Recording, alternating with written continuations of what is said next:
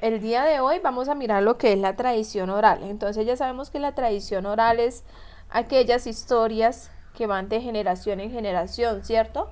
La que los abuelos le contaban a los papás y los papás nos cuentan a nosotros y nosotros se las contamos a otras personas. Entonces, en el módulo 2, en la página 20, en el módulo virtual me da la página 20, pero entonces acá lo pueden observar y ustedes se pueden ubicar. Recuerden que el módulo no está enumerado. Tradición oral comprende todos los relatos de los acontecimientos reales o ficticios, ubicados en un determinado tiempo. ¿Listo? Eso es tradición oral. Entonces, tradición oral más que todo son los mitos y las leyendas. Pero aquí quiero hacer como un recorderis o un repaso de lo que son las especies narrativas.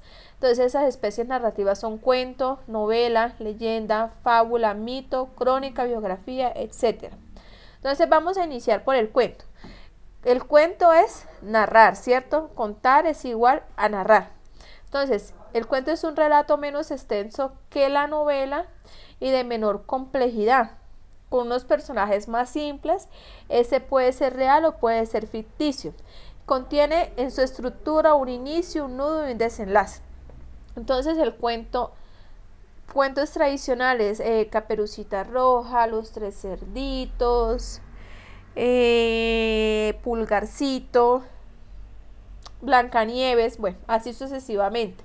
Entonces, esto es una explicación breve de cuento.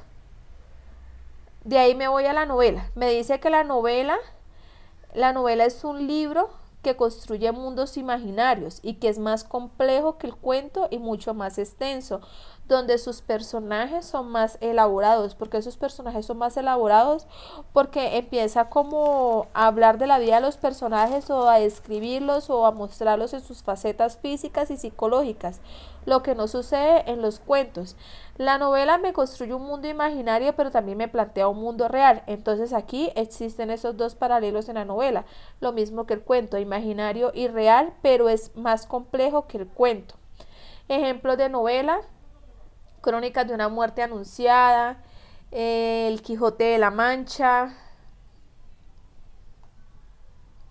La María de Jorge Isaac, bueno, así sucesivamente. Entonces acá me plantea el primer punto de mi ejercicio del día de hoy. Escribe el título de 3 cuentos, 1, 2, 3, y de 3 novelas, 1, 2, 3. Y debajo escribo una breve definición. Como aquí no me cabe esa breve definición, la escribo en mi cuaderno o en una hoja aparte. De ahí me voy a mirar lo que es leyenda y mito. Entonces, leyenda, recuerdan que hablábamos que era real y ficticio, y mito totalmente ficticio. Entonces, leyenda nace de una creación individual que después logra aceptación de toda la comunidad. Entonces, por ejemplo, si se acuerdan, hablábamos de la pata sola, ¿no? Que contábamos que la pata sola, que le había sido infiel al esposo, pero después en la comunidad, en sus pensamientos y creencias, ella perseguía a los hombres infieles y a los hombres borrachos. Recuerden cuando hacíamos el juego del teléfono roto, ¿no? ¿Qué sucedía? Como iba de boca en boca, en este caso de generación en generación, se le van agregando, se le van quitando cosas. Entonces, ejemplo de la leyenda: la Llorona, la Patasola, el Silbón, el Sombrerón. Ustedes conocen infinidades de leyendas. El mito sí es totalmente ficticio, porque el mito trata de explicar el origen del mundo, el origen de los dioses y el origen de las cosas. Entonces dice que es un relato que nos cuenta el origen del hombre y del universo. Sus personajes son héroes o dioses con dones divinos y fueron los primeros que habitaban el universo. Entonces, el mito trata de explicar el origen del por qué estamos aquí, el origen de las cosas. Eso es el mito. Entonces, encontramos mitos sobre la creación, donde el sol y la luna son el dios. O si me voy a Grecia, encuentro el mito de Zeus. O si me voy a un pueblo de Colombia, el mito de Barú, donde creció un árbol gigante, y así sucesivamente. Intentaban los primeros pobladores tratar de explicar del por qué estaban aquí.